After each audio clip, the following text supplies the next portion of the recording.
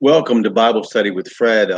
This morning, I'm going to be commenting on Genesis 16, 1 to 3. So if you follow with me in the authorized version, just turn to chapter 16, verse 1. Now, Sarai, Abram's wife, bare him no children, and she had an handmaid, an Egyptian whose name was Hagar. And Sarai said unto Abram, Behold, now the Lord hath restrained me from bearing.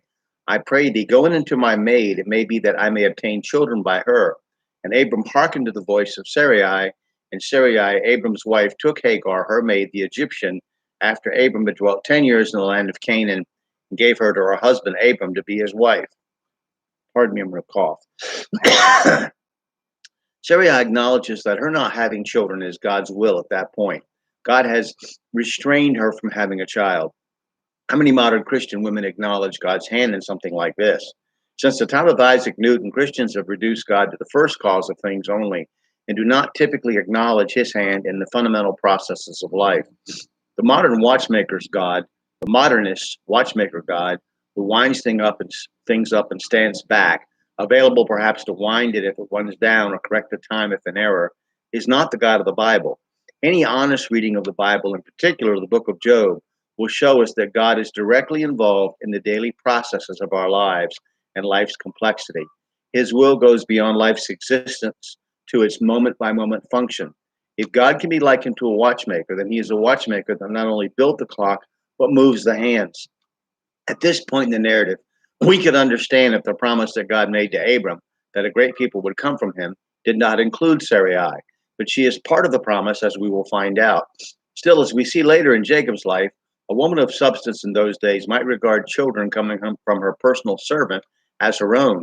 This never worked very well emotionally, as jealousy and a sense of being held in contempt would rise up in these situations where the patriarch afforded himself intimacy with a servant woman. Sarai may have not known about the promises made to Abram, although I doubt he kept her in the dark.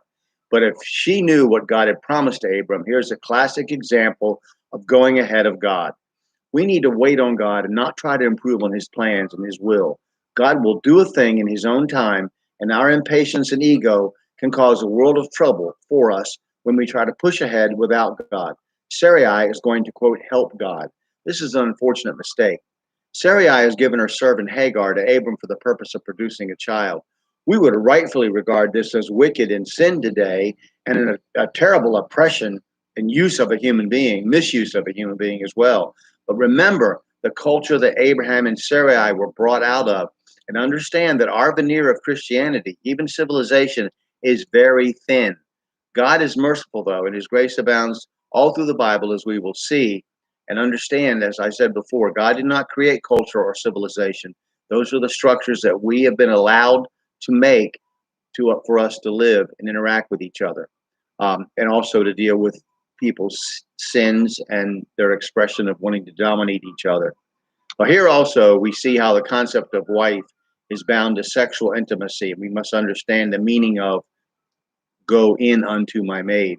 Now, this shows one of the differences between slavery and servanthood in the world of the Bible and that of antebellum pre-Civil War America. The thousands of sexually abused slave girls in America, forced to bear their master's offspring, were never viewed by the unfortunate wife of the slave owner as representing her.